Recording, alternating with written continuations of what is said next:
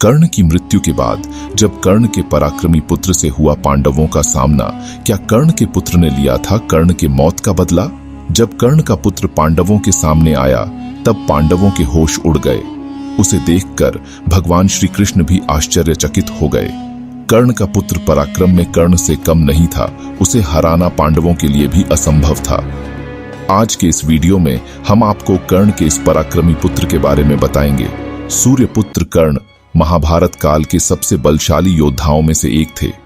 कर्ण का जन्म दिव्या कवच और कुंडल के साथ हुआ था, जिसे किसी भी अस्त्र से भेदा नहीं जा सकता था। भगवान परशुराम से धनुर्विद्या की शिक्षा लेकर कर्ण और भी शक्तिशाली बन गए थे। पांडव पक्ष में ऐसा कोई योद्धा नहीं था जो कर्ण का सामना कर सकता था, इसलिए कर्ण को मारने के लिए अर्जुन को छल का सहारा लेना पड़ा था। ये कहानी तो सब जानते हैं, लेकिन ये बात बहुत कम लोग जानते हैं कि कुरुक्षेत्र युद्ध के बाद कर्ण के पुत्र ने लिया था कर्ण के मौत का बदला।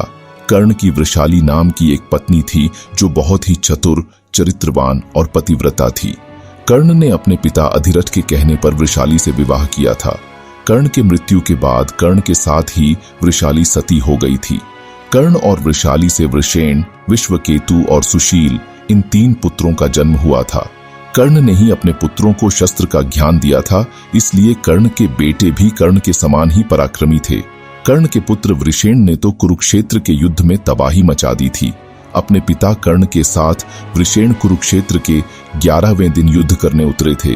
वृषेण इतने शक्तिशाली थे कि उन्हें मारने के लिए महान धनुर्धर अर्जुन को छल का सहारा लेना पड़ा था। कुरुक्षेत्र युद्ध के 17वें दिन वृषेण महापराक्रम के साथ युद्ध कर रहे थे। उस दिन वृषेण ने नकुल का धनुष काट दिया और नकुल को युद्ध छोड़ने के लिए विवश कर दिया। ये देखकर भीम बहुत क्रोधित हो उठे और भीम ने वृषेण पर हमला कर दिया, लेकिन भीम उनके बाणों के आगे भी ठीक नहीं पाए। तब भीम को अर्जुन के शरण में जाना पड़ा। भीम अर्जुन से बोले, देखो अर्जुन, कर्ण का ये पराक्रमी पुत्र हमारी सेना का भारी विध्वंस कर रहा है, तुम उसे जल्द ही मार डालो, नहीं तो वो हमारे सेना का नामो निशान मिटा देगा।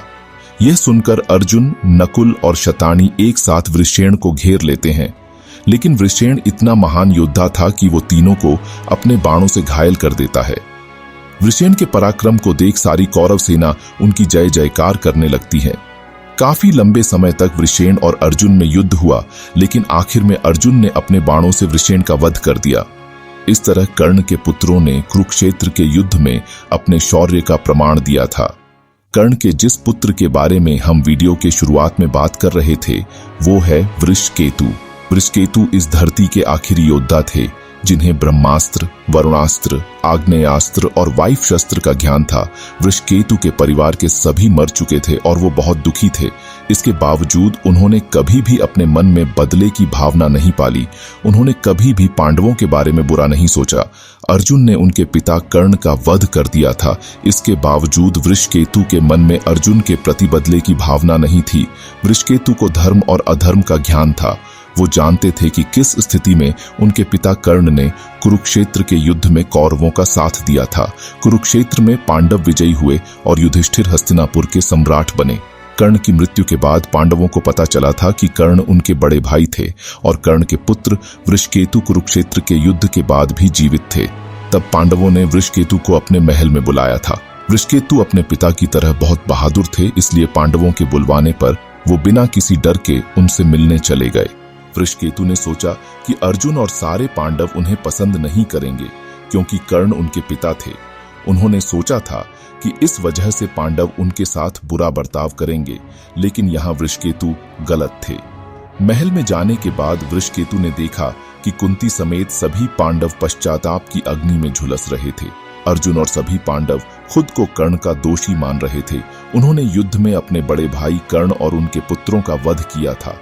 इस बात का उन्हें बहुत दुख था, लेकिन वह इस बात से संतुष्ट थे कि उनके भतीजे विश्वकेतु जीवित थे। विश्वकेतु को पांडवों से बहुत प्यार मिला। कर्ण पांडवों के बड़े भाई थे और अगर कर्ण के जीवित रहते कुंती सबको कर्ण का सच बताती तो कर्ण ही हस्तिनापुर के सम्राट बनते। इसीलिए कर्ण को सच्ची श्रद्धांजलि देते हुए पांडवों ने वृषकेतु को इंद्रप्रस्थ का राजा बना दिया। विश्वकेतु ने धर्मराज युधिष्ठिर की छत्र छाया में बहुत सालों तक शासन किया और वो एक आदर्श राजा के रूप में स्थापित हुए।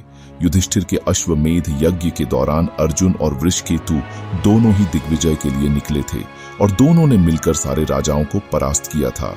मित्रों, आपको क्या लगता है, कर्ण के साथ न्याय हुआ या नहीं? कमेंट करके जरूर बताएं। तब तक के लिए धन्यवाद। जय हिंद, जय भारत, हर हर महादेव।